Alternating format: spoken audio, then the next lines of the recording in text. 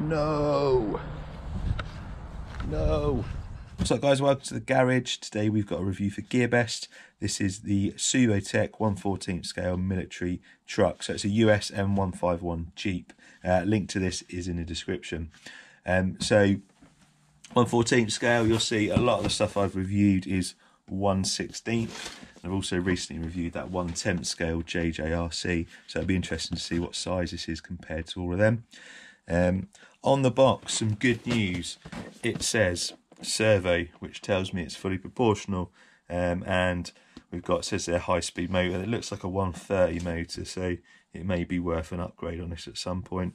Front and rear bridge-style structure, shock absorbers, alloy frame, receiver, and then your usual 4x4, etc. Anyway, let's get this out of the box and let's have a look at it. So in the box, you get the transmitter, steering duration and steering trim on that. You get a 6-volt NiCad battery, USB charger, screwdriver, and your instructions.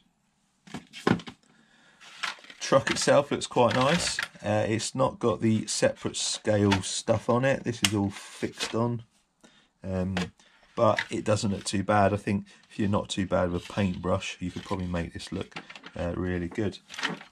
You've got LED lights at the front, no LED lights at the back there, and that wheel on the back isn't a real one, it's just a mould for show. Got your little moulded axe there and a shovel on that side. And overall, not too bad, nice size. Suspension feels very loose. It's definitely one to probably look at upgrading in the future. And tyres are quite hard. Not as soft as the usual ready to run stuff, so quite hard.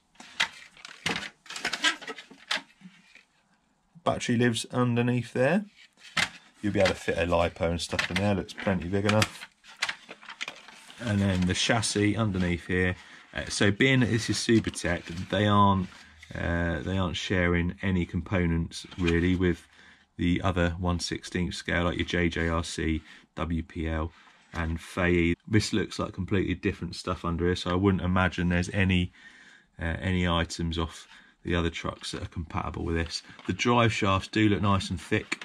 This gear casing's slightly different, and looking in there, I don't know, it looks a bit bigger than a 130 motor. We might have to do a bit more investigating on that motor, but it looks, from my angle here, it looks a bit bigger than a 130, but so it might be a bit of extra torque there.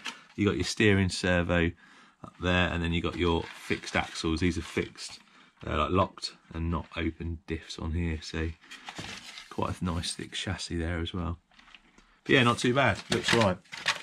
So we'll get the battery in it, and we'll just look at the controls, and then we'll take it out for a run and see how it goes. So, controller on.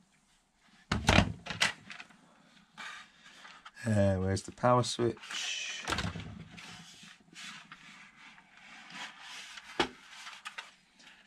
Am I being blind? Yes, I am being blind. It's there on the side of the chassis. So, LEDs.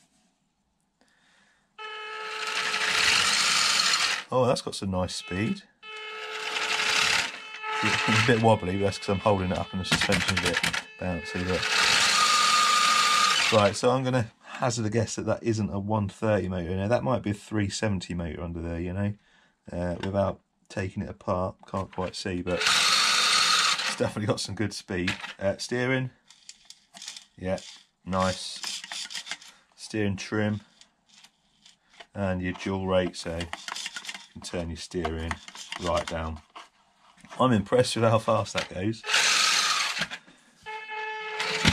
Yeah, that's got quite a bit of torque. That isn't a 130 motor. Definitely not a 130 motor. Yeah. Nice. Anyway, so let's have a look at this to give you an idea of the scale of it. Showing up as 1/14 scale. We'll put it next to the 1/10 scale JJRC Q65. So same length, a little bit narrower and roughly the same height. So 1/10, 1/14. I would guess the 1-to-1 version of this Jeep is bigger than this anyway, because these, as I've said in the previous video for this one, these are quite small anyway in real life. So decent scale there, I reckon. WPL B24 1/16 scale. So again, 1/16. This would be bigger in real life than this. So 1/16, 1/14. Again, I'd say it's not far off true scale. Anyway, let's take this out for a run, see how we get on. I might put the GPS on this because it looks like it's going to be pretty quick. So we may do a little speed run of this as well. Enjoy the rest of the video. Cheers for watching, and I'll see you next time. So we're at my new favourite run spot today. This place is really nice. A massive area, loads of different terrain. So yeah, going to see a lot more videos from here. We've got the Subotech Jeep. Going to give it a quick run today, and I'm definitely going to upgrade this, do a little bit to it, and looks pretty well built. It's 0 degrees Celsius at the moment, so it's pretty cold. As you see, it's a bit icy, so we probably struggle with grip because these tyres are quite hard. But let's see how we get on, and let's give this a little run.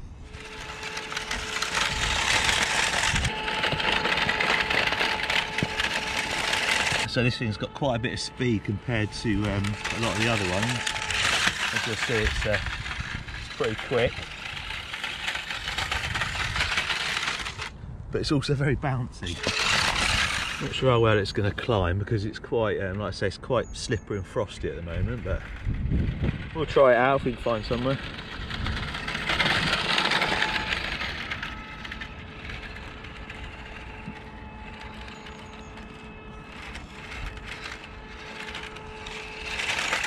Seems like it's got a pretty good amount of torque. I'm sure that's a 370 motor in there, so gives it a little bit of power.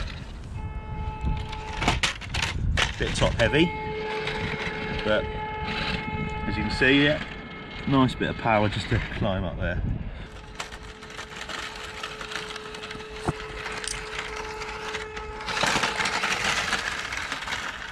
I am definitely not going to attempt to drive this thing on that ice. It's not quite thick enough at the moment, but a few more weeks and maybe we'll be able to come and drive on this bit, but not today.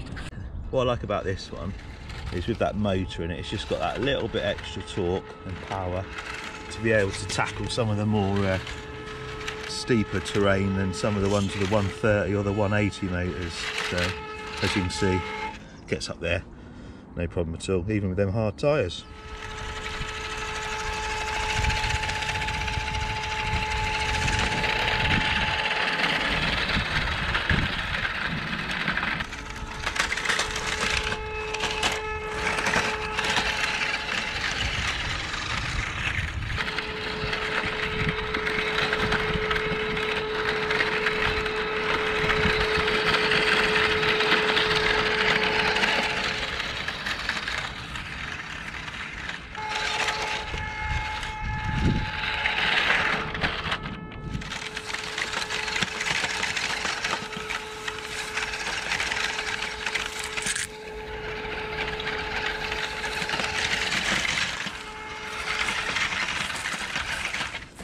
So all in all, I really like this truck. This is pretty good. It's not got the best scale look about it. It's a little bit boxy, a little bit toy looking, but it's definitely got some decent performance. The tyres or the wheels are, I think they're 1.55, so you should be able to change the tyres, or you might be able to change. You might be able to get a different compound tyre. They look like 6mm hexes, so you can maybe get some adapters or try and get some custom wheels, but changing the tyres and suspension on this will make a big difference. Anyway, this is definitely very thin. Let's see if we can get across it.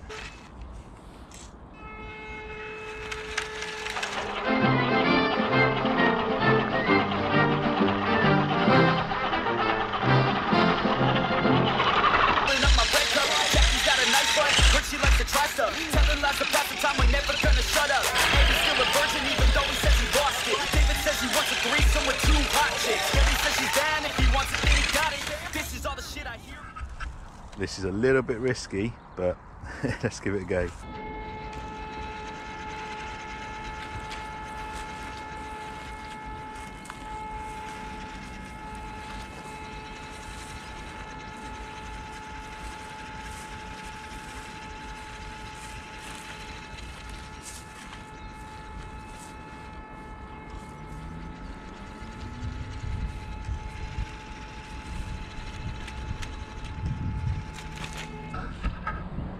no! No!